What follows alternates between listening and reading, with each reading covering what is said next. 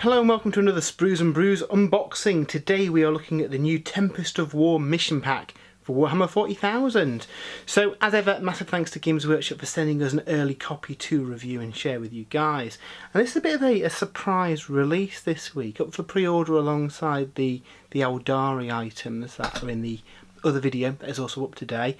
This is a bit of a callback to some of the card packs we've had for previous editions of the game, where essentially you can generate up a mission with a load of conditions and some secondary objectives and play some kind of quick draw random games of Warhammer 40,000 with them. So yeah, I thought we'd have a quick look at this and see what's in here. So Tempest of War is a card-based match play mission pack designed for casual pick up and play games. The pack contains an easy to follow mission sequence, a set of objective markers, and all the deployment, mission rules, primary mission and secondary mission cards that can be used to generate thousands of different incursion or strike force missions. So yeah, certainly if you're not a hardcore tournament player and you just want to play some friendly pick-up games of Warhammer 40,000, I think that's what very much this is designed for. And you could probably use it in conjunction with some Crusade missions as well to add some variety to your game. So let's open this up and see what exactly we get. So what we'll do first is separate these out into the various decks that we get, and then we'll have a look through everything that's on offer here. I'm looking forward to playing some games with this, because these types of games in the past have been really fun. Maelstrom of War was it called, the previous one? I forget now. But basically it lets you create missions on the fly. We get two sets of them, so we'll put those to one side for now. Okay, so first of all we get some hard, thick card objective markers, which are handy for representing your objectives in the games. Nice that they're included in the box with it. We also get the Tempest of War kind of battle pack itself, a little rule book that comes in here. So if you've played any other games in the various mission packs, it's the same kind of format, but this is self-contained to use all the rules within this box. So it lets you play incursion and strike force size games, and it's worth noting that on the cards as well, they've got dual measurements for the various deployment zones depending on which size game that you're playing. It looks like the only thing missing on here is the size of the battlefield for an incursion game. Oh no, it is in there later on. Okay, that's cool. So yeah, similar situation as with the other recent mission packs. We've got the updated rules, so essentially you get +2 command points if you've got a super heavy auxiliary detachment. We've got all the rules that we've seen in the recent mission pack, where you can't have a soup army of different sub-factions, so all that stuff's already baked in here. And basically what you will do is draw a deployment map.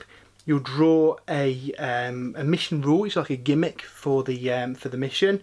You'll get a primary mission objective that everyone's trying to achieve, and then what is different in this mission pack is that you've got a secondary mission deck. So rather than picking secondaries yourself, you've essentially got two decks, one for the attacker, one for the defender, and you will draw your cards out of there to kind of determine what secondaries you're trying to get. So at the start of each player's command phase, you'll draw from your deck if you've got fewer than 3 active secondary missions, and then you'll have a hand of 3 cards, and each command phase you will refresh one if you use one of them. Now there is a new stratagem that is included in the deck as well, again with a handy card that lets you recycle one of your secondary cards as well.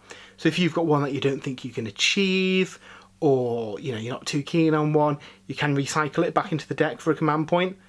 And yeah, so each side could end up with different missions there, which is pretty fun. Again, that's a bit of a random element, and there might be some combinations that are not ideally suited, but again, this is more based at kind of friendly games. So mission sizes are exactly the same as normal games of 40k. So you've got your smaller incursion for 1,000 points in your full size strike force one. You'll alternate placing objective markers as well, 4 in incursion and 5 for strike force. And then same as normal, you'll work out your who's to go in is the attacker, who's the defender, deploy your armies, and get on with the game. So we do also have some unique icons to represent what deck they are from. So I do wonder if this is something that we're going to see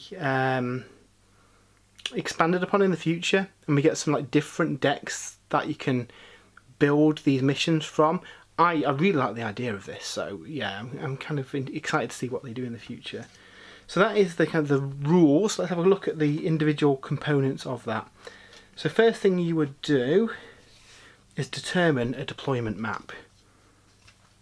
So as you can see on here, there's a variety of stuff that we've seen in the past: Hammer and Anvil, Search and Destroy, Crucible of Battle, Dawn of War, Spearhead Assault, and Sweeping Engagement. And again, you'll use one of them, and there are measurements on here for both sizes of games. So obviously you've got a smaller battlefield if you're playing an incursion size game, so it's nice that the cards have got both of them on. Once you've generated your map, you will then have a mission rule. And these have got a few different kind of like gimmicks that come into effect during the game that basically just mix up how the battle happens. So Chilling Reign, nothing special, everything's fine. Hidden Supplies, there's an additional objective marker.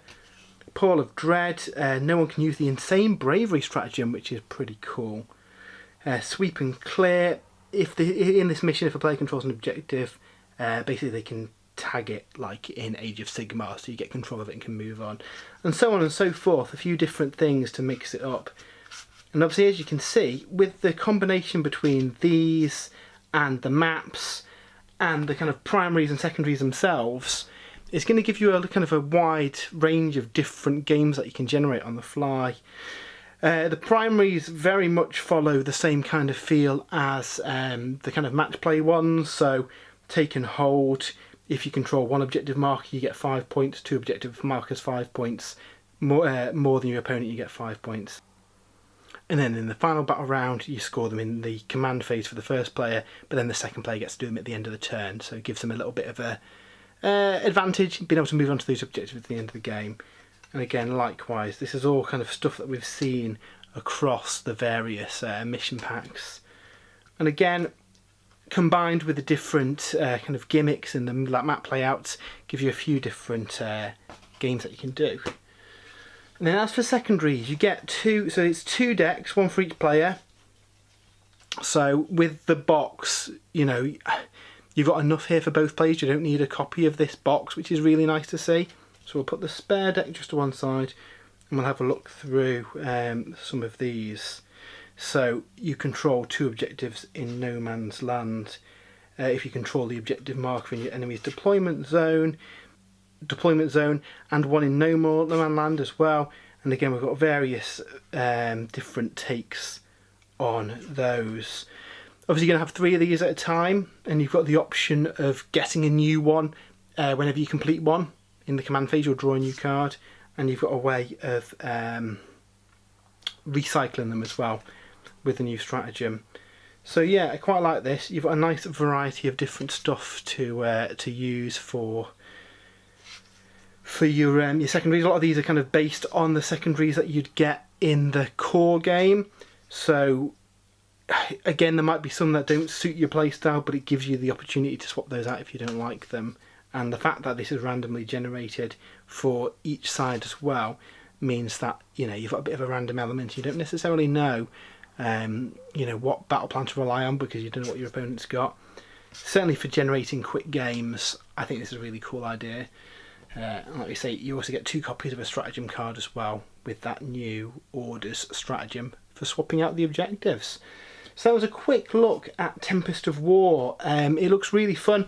I'm looking forward to using this to play some games. Certainly on club night, you can just rock up to the table, draw some cards without having to stress too much about picking the secondaries that work for your army or anything like that. I know that is something that turns off a lot of people trying to look into the more competitive way of playing.